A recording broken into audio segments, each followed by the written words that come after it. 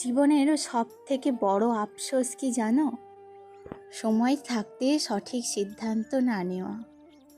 কারণ হারিয়ে যাওয়া সময় আর কখনোই ফিরে আসে না।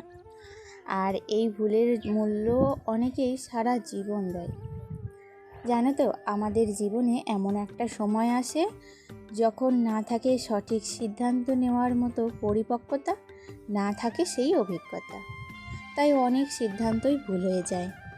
কিন্তু সময়ের সঙ্গে সঙ্গে আমরা বড় হই, পরিণত হই। ঠিক তখনই বুঝতে পারি কোথায় ভুল করেছি, কি করলে আরও ভালো হতে পারত। আর এই ভুলের জন্য আফসোস করাটা স্বাভাবিক, কিন্তু সেই ভুল থেকে শিক্ষা নেওয়াটাই সবচেয়ে গুরুত্বপূর্ণ।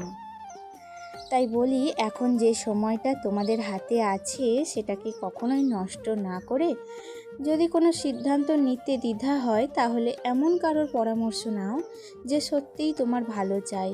হতে পারে তোমার মা, বাবা বা কোনো বিশেষ বন্ধু।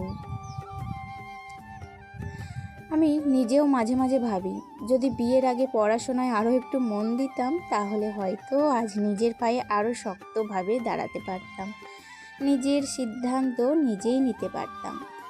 অনেক ছোট ছোট কাজের জন্য অন্যের অনুমতির অপেক্ষায় থাকতে হতো না।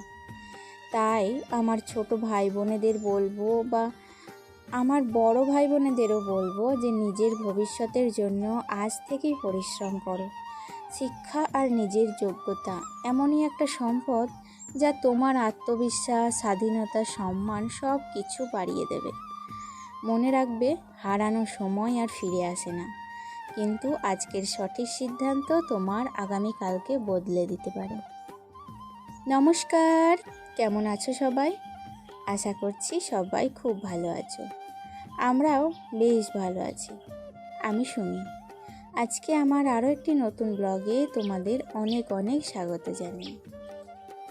জানো তো, এই কয়েকদিন ভীষণ গরম পড়েছে, তাই এখন আর কোনো কাজ দুপুর পর্যন্ত ফেলে রাখা যায় না। সকাল সকাল উঠে যতটা সম্ভব কাজ শেষ করে ফেলাই ভালো। তাই আজ সকালে প্রথমে ছাদে উঠে ভালো করে ঝাড়ু দিয়ে ছাদটাকে পরিষ্কার করে নিলাম। অনেক দিন পরিষ্কার করা হয়নি, তাই অনেক শুকনো পাতা আর ধুলো জমে গিয়েছিল। এখন বেশ পরিষ্কার আর সুন্দর লাগছে। আজকে আমাদের বাড়িতে কয়েকজন আত্মীয় স্বজন আছে, সেই কীর্তন থেকেই কিন্তু তারা আছে। তাই ভাবলাম তাদের জন্য একটু স্পেশাল কিছু রান্না করব। তো বাজার থেকে একটু চিকেন এনেছিলাম, আর সেটাকেই ভালো করে ধুয়ে মশলা দিয়ে আর চিকেন কষা বানাবো। সাধারণত আমাদের বাড়িতে চিকেনের ঝোলই বেশি হয়, কারণ সবাই ঝোল খেতে ভীষণ ভালোবাসে। কিন্তু আজ অতিথিদের জন্য একটু আলাদা করে কষা কষা চিকেন রান্না করছি। জানো তো, চিকেন রান্না করার সময় প্রায় সব রান্নাই শেষ হয়ে গিয়েছিল, শুধু এই শেষ পদটুকুই বাকি ছিল। আমার হাজবেন্ড এখন খুব একটা চিকেন খায় না, তবুও অতিথি এলে চিকেন রান্না করলে সবাই খুশি হয়। তাই আজকের দুপুরের মেনুর জন্য এই স্পেশাল চিকেন কষাই বানালাম। আর রান্না বান্না শেষ করতে করতেই আজ এত গরম লেগেছিল যে আর একদম দাঁড়িয়ে থাকতে পারছিলাম না। তাই স্নান করে খাওয়া দাওয়া সেরে একটু বিশ্রাম নিয়েছিলাম। আসলে মাঝে মধ্যে নিজেদের শরীরকেও একটুখানি রেস্ট দেওয়াটা খুবই প্রয়োজনীয়। কারণ আমাদের শরীরের এনার্জি সকাল থেকে একরকমভাবে শুরু হয়, দুপুর টাইমটায় একটুখানি এনার্জি কিন্তু কমে আসে। তখন আবার নতুন করে আমাদের একটু রেস্ট বা একটু বিশ্রাম নিতে হয়, আবার যাতে নতুন করে আমরা উদ্যম নিয়ে আবার এক্সট্রা কোনো কাজ থাকলে সেগুলোকে খুব সুন্দরভাবে কমপ্লিট করতে পারি। আর তার জন্যই কিন্তু দুপুরবেলায় খাওয়া দাওয়ার পর একটুখানি বিশ্রাম নিতে হয়। প্রতিদিন তো বিশ্রাম নিতে পারি না, কারণ ছেলে টিউশনে থাকে। তো আজকে একটু সুযোগ পেয়েছিলাম, আর তার জন্য কিন্তু বিশ্রাম নিয়েছিলাম। দেখো, আজকে আমাদের চিকেনের সাথে আরও কিছু রান্না করেছিলাম। এই যে এখানে রয়েছে বেশ কিছু রান্না, দেখো সেগুলোই এখন তোমাদের সাথে শেয়ার করে নিচ্ছি। এখানে আলু সিদ্ধ রয়েছে, টমেটোর চাটনি, এখানে পাটের শাক, ডিম সিদ্ধ। এই হচ্ছে আজকের মেনু। তারপর বিকেলের দিকে ছাদে গিয়েছিলাম। আসলে শুকোতে দেওয়া জামা কাপড়গুলো তুলে নিয়ে এলাম। জামা কাপড় গুছিয়ে রাখার পর মনে হলো সংসারের রোজকার কাজ তো প্রতিদিনই থাকবে, কিন্তু কিছু অতিরিক্ত কাজ দিনের পর দিনই পড়ে থাকে, সেগুলো আর করা হয়ে ওঠে না। আর ঠিক তখনই ছেলের টিউশন থেকে ফোন এসেছিল যে আজকে ওর টিউশন হবে না। তো ভাবলাম যেহেতু একটু সময় পাওয়া গেছে, তাই জন্য এই সুযোগটাকেই কাজে লাগাই। অনেক দিন ধরেই ভাবছিলাম দোতলার নতুন ঘরগুলো একটু গুছিয়ে নেব, তাই চলে এলাম নতুন রুমে। একটা ঘরের সব থেকে সুন্দর আর নজর কাড়া জায়গা হলো বেড, তাই প্রথমেই বেডটাকে সুন্দর করে গুছিয়ে নেওয়ার কাজ করলাম। আমাদের এই বেডের গদিটা অনেক দিনের পুরনো, জানো তো। নতুনকে জায়গা দিতে গেলে একদিন না একদিন পুরনোকে বিদায় জানাতেই হয়, কিন্তু বাড়ির এত খরচের পরে এখনই আর নতুন গদি কেনা সম্ভব নয়। তাই ভাবছি সামনের পুজোর আগেই একটা নতুন গদি নিয়ে নেব। ততদিনের জন্য এই গদিটাকেই যত্ন করে ব্যবহার করব।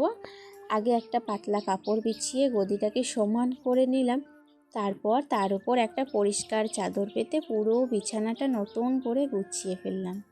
জানো তো, নতুন জিনিস থাকলেই ঘর সুন্দর হয় না, যত্ন আর পরিপাটি একটা সাধারণ ঘরকেও সুন্দর আর শান্তির জায়গা করে তোলে। জানো তো, আমরা সব সময় নতুন জিনিসকেই বেশি গুরুত্ব দিই। সত্যি বলতে নতুন কিছু পেলেই খুব আনন্দ হয়, কিন্তু একবারও কি ভেবে দেখি সেই পুরনো জিনিসটা না থাকলে হয়তো নতুনের মূল্যটাই আমরা বুঝতে পারতাম না। আমাদের জীবনের প্রতিটা পুরনো জিনিসের সঙ্গে জড়িয়ে থাকে অসংখ্য স্মৃতি, পরিশ্রম আর অনুভূতি। তাই শুধু নতুনকে ভালোবেসে পুরনোকে অবহেলা করা উচিত নয়। আমার এই পুরনো গদিটাও হয়তো খুব বেশি দিন আর থাকবে না, সামনে নতুন একটা গদি আসবে, কিন্তু এই পুরনো গদিটার সঙ্গেও তো আমাদের কতদিনের স্মৃতি জড়িয়ে আছে। তাই নতুনকে স্বাগত জানাবো, কিন্তু পুরনোকে কখনো অসম্মান করব না। জীবনে নতুনের আনন্দ উপভোগ করো, তবে পুরনোর অবদানটাও সবসময় মনে রেখো, কারণ পুরনো না থাকলে নতুনের সৌন্দর্য এতটা অনুভব করাই যেত না।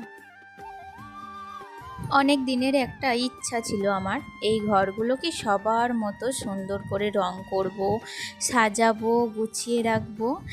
আর এখন মনে হচ্ছে ধীরে ধীরে সেই স্বপ্নটা একটু একটু করে পূরণও করতে পারছি। আমি চাই আমার এই ছোট্ট সংসারটাকে একেবারে স্বর্গের মতো করে সাজাতে। হয়তো একটু সময় লাগবে, কারণ সব কিছু তো একসাথে করা সম্ভব নয়। এই তো ঘরের রং হয়েছে, জানালার পর্দাগুলোও এসে গেছে, তবে এখনও লাগানো হয়নি। আস্তে আস্তে সব কিছু নিজের মনের মতো করে গুছিয়ে নেব। আর যখন সব কিছু পুরোপুরি কমপ্লিট হয়ে যাবে, তখন তোমাদের জন্য অবশ্যই একটা সুন্দর রুম ট্যুর ব্লগ নিয়ে আসবো। এখন এত গরম পড়েছে, তার ওপর ঘরটা এই মাত্র তৈরি হয়েছে বলে এখনও ফ্যান লাগানো হয়নি। দোতলায় এত গরম যে বেশিক্ষণ ধৈর্য ধরে কাজ করাই মুশকিল, তাই একটু একটু করে কাজগুলো করছি। আর বাইরে এখনও অনেক কাজ চলছে বলে প্রচুর ধুলো উঠছে, তো মনে হচ্ছে সব কাজ পুরোপুরি শেষ না হওয়া পর্যন্ত এই ধুলো আমাদের সঙ্গ ছাড়বে না। তবুও একটা কথা জানো, নিজের স্বপ্নের ঘরটাকে একটু একটু করে গুছিয়ে তোলার আনন্দটাই আলাদা। আর ধীরে হলেও প্রতিদিন আমি আমার স্বপ্নের আরও একটু কাছাকাছি পৌঁছে যাচ্ছি। তোমরা আমার এই ছোট্ট স্বপ্নের যাত্রায় পাশে থেকো, আর বলো তো, তোমাদেরও কি নিজের মনের মতো একটা ঘর সাজানোর স্বপ্ন আছে? কমেন্টে জানিও। এগুলো রং করলেও আমার কিন্তু আরও একটা ইচ্ছা আছে, জানো। আমি যে রুমে থাকি, মানে আমার নিজস্ব বেডরুম যেটা, আমার নিচের ঘরটা, সেই ঘরটা কিন্তু এইভাবেই আমার সাজানোর, রং করার ইচ্ছা আছে। তবে কি জানো তো, এখনই এত খরচা হয়ে গেছে যে একসাথে আর সবটা করে উঠতে পারবো বলে মনে হয় না।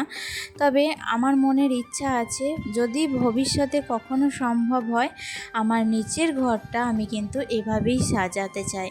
কারণ একটা ধরো, ওপরে আমরা কখনোই, কি বলতো, এই গরমে ওপরে ওঠা আমার পক্ষে সম্ভব নয়। মানে ওপরের ঘরগুলো করেছি ঠিকই আছে, তো এগুলো সাজিয়েও রাখি নিজের মতো করে। আসলে প্রত্যেকটা ঘরই তো আমারই, কিন্তু আমি এই ঘরে না একদমই বিয়ের পর থেকে এসে আমার ওই ছোট্ট যে নিচের ঘরটা, আমি ওখানেই থাকতে ভীষণ পছন্দ করি, আর এমনকি ওখানে থাকতে ভীষণ ভালো লাগে।